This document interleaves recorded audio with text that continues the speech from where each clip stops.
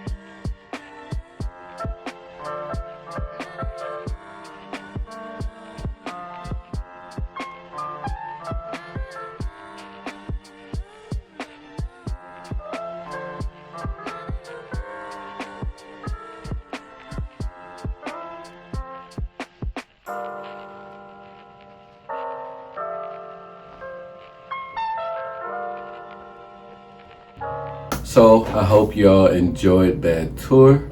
I didn't make it too long or whatnot, but it was still good. Definitely, like I said, there's some good people out there, some good vibes. Talked to a few people. Very, very enjoyable. I like to go to things like this. And I actually stood out there for, maybe an hour, maybe just like an hour, a little bit under an hour. And I was just honestly just catching the vibe. I'm an introvert person, but I can be extrovert or whatnot. So me just kind of being around people and me not even have to talk, sometimes I get energy like that or whatnot. So I was sitting there for a little bit until autumn came, and then of course we walked around and saw a couple different plants and stuff like that. And then she grabbed some things, I grabbed some things, and yeah, so we are here. But without further ado, I got a chance to get, so my idea before I even show you is because I want to combine this plant with another plant. So when I saw it, I was just like, oh, that's slick, because mine just grew a new leaf too. So I'm going to combine it or whatnot, wash them off and stuff like that before I put them together. And yeah, so it's pretty sick. So the plant that I got was, so I got this here Alocasia cuprea. They do sell this normally for about $27.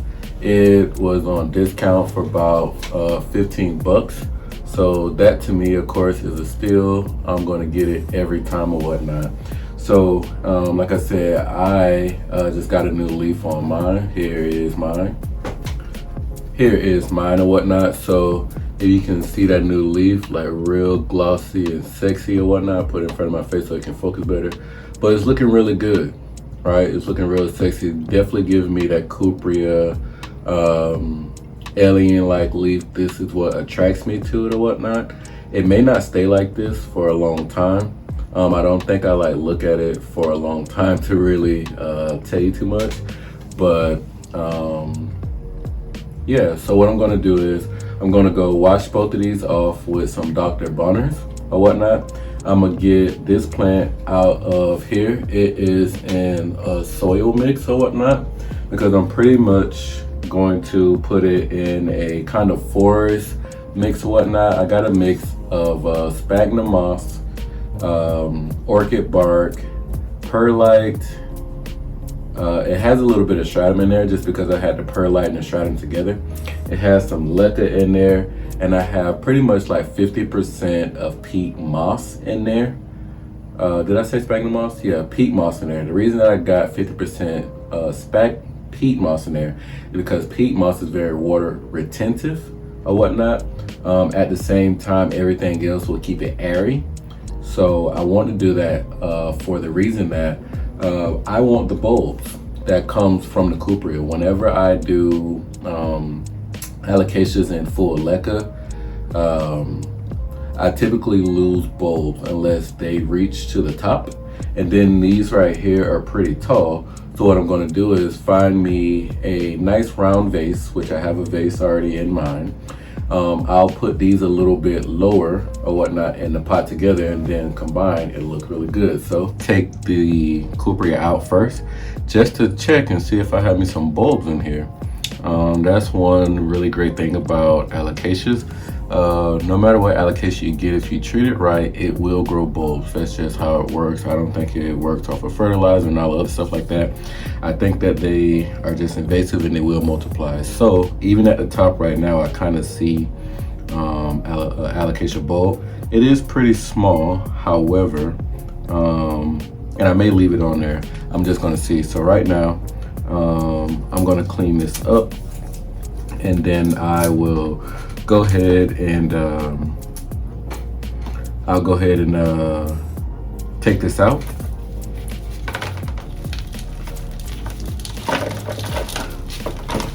I usually just hold the plant and then squeeze the actual plant pot to get it all out of there. So right now, that's all I'm doing is just moving this out of here. It look like it's like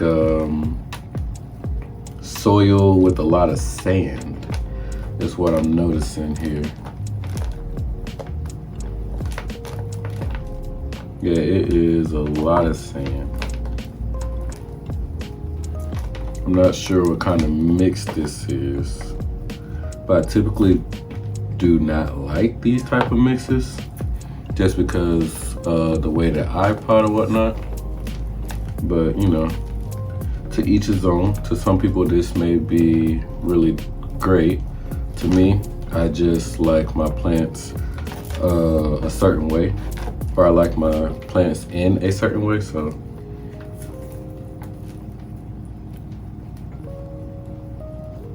yeah, I see a couple bulbs which I don't really have to remove.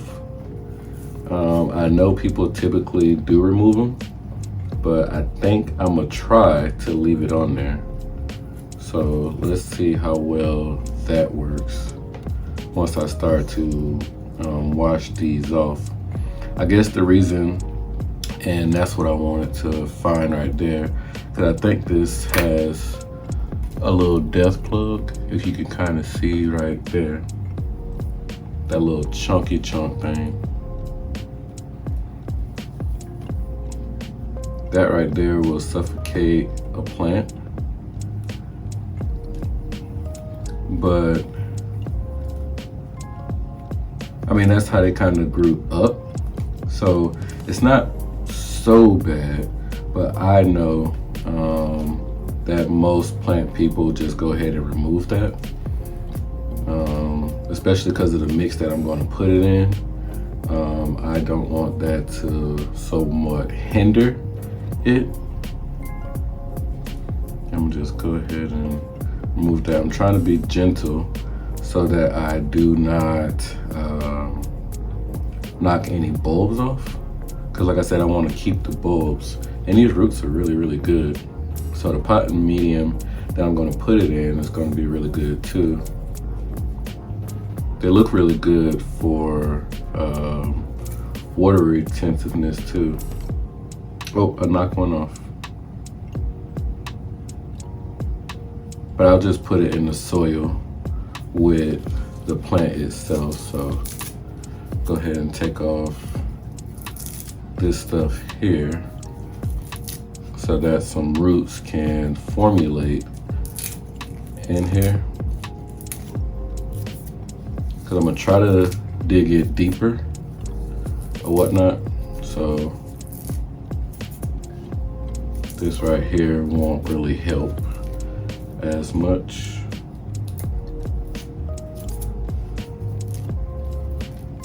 But if I can remove this stuff here, then that'll be really great.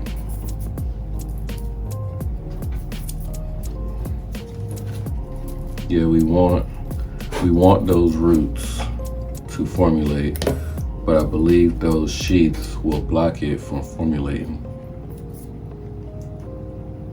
At least that's my idea. I don't know if that's to be true or not, but that's my idea. So yeah, I'm just gonna remove what I can. Look like there are a lot of bulbs in here, which is really good.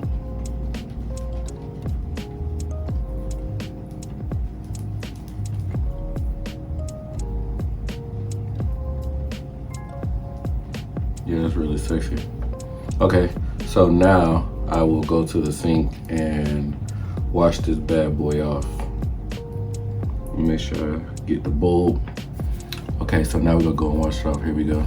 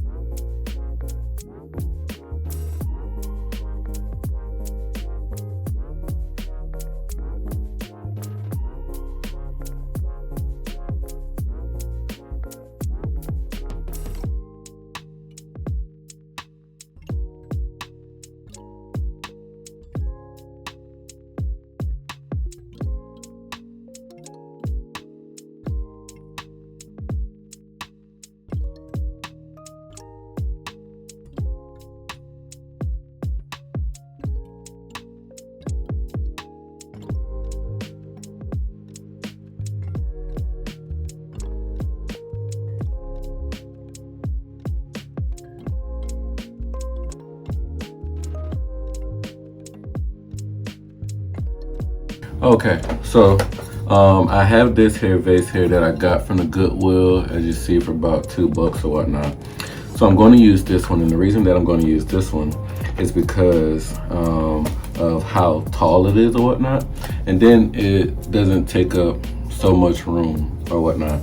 So my idea is to put about a third of leca, or that's maybe about like a fourth of leca in here, and then the rest of it put the forest mix in there. The reason I don't want to put the forest mix in there like that is so that those other alocasia bulbs that want to grow will grow. And I can just imagine, if you can with me, having a pot full of cupria and the bulbs. One thing I did notice, and I may take these off, I'm not exactly sure. So one thing I did notice is that my alocasia has bulbs, but these bulbs are a lot bigger in comparison, right? My bulbs and those bulbs are just a little bit bigger. So I'm still gonna keep them on here, just because they will find their way upward or whatnot. And I don't want to too much distract them. So that's what I'm gonna do now.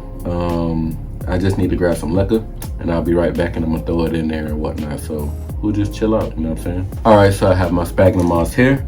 Now what I'm just pretty much gonna do, put my Spagnomoss moss in here.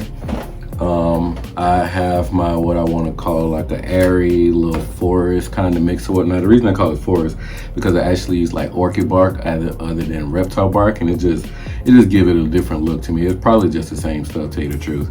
But I know that this is going to be a little noisy, so I'm gonna just go ahead and put it all together, then we'll talk at the end. So just throw on some music real quick.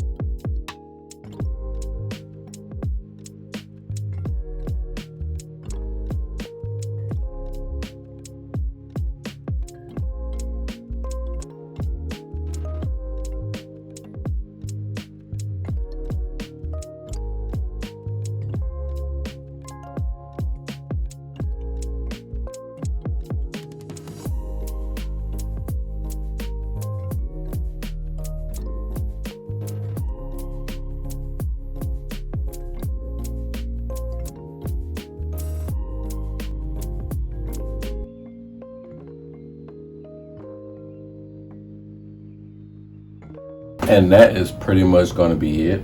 I definitely will keep you updated on this bouquet of cupria. I love the cupria ever since I first saw it.